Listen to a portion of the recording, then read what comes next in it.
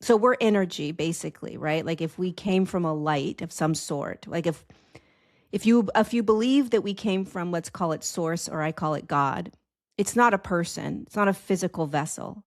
It's if it's not a physical vessel, then what is it? It's energy. It's consciousness.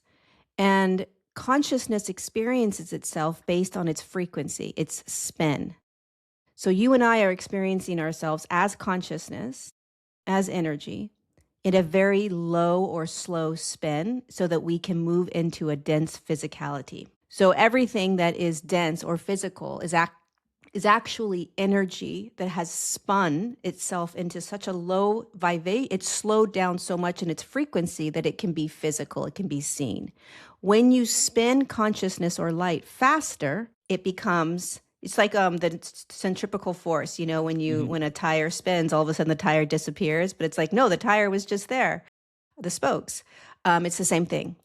So dimensions are just ways that we experience ourselves based on a frequency that we're spinning at. So if you and I are spinning at, let's just call it 3.3 frequency. It's not, I don't even think that's a frequency. I don't even know, right? But just to describe it. If you and I are spinning at let's say I'm spinning at a 3.7 frequency and your body's spinning at a 3.2 frequency. The dimension that you and I are going to be in is probably a third dimensional state, right? So if you're in a frequency that resonates within that dimension, we're going to experience the same things. So, but if I start to increase my frequency, okay, then I may start to experience things that you aren't experiencing any longer because I've increased my frequency. And so if I increase my frequency, let's say my body starts to increase its frequency, I may start looking out at the world and seeing it a tad bit differently. I may start to move into a different dimensional state, but it's not a physical state, right? It's just a way of experiencing the world. Imagine, it's kind of like this. If you and I are walking down a hike, we're hiking and we're walking down a path. Let's just say I'm holding a frequency of 4.2, you're holding a frequency of 3.1. I'm going to experience the hike differently than you. For instance, I'm probably going to talk to the trees in a way, right? Like, oh my God, the trees chat, like that tree just said hi to me, And you're going to be like, what are you talking about? It's just a tree.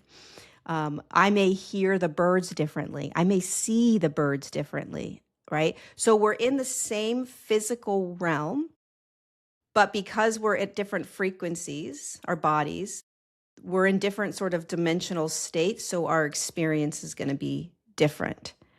Does that make sense? Yeah, it does. And I think it raises the question in my mind, it raises is the question of, is there objective truth in that world? Because I'll tell you, my knee-jerk reaction while you're saying all this, and I think this is normal, so I'm not embarrassed in any way to say this, but I hope you don't take offense to this, but my initial knee-jerk reaction is, that sounds ridiculous. But then I think about it, and I'm like, well, our entire world is vibrations and waves. It's, light, it's sound waves. Literally, the earth we're sitting on, the big rock, is spinning. So, like, it does kind of make sense in that way. But the broader question that I have out of that, I guess, would be, if you're experiencing one thing and I'm experiencing another, then how can we have objective truth? I mean, I think that's a really good question. I don't know if, I think objective truth is subjective.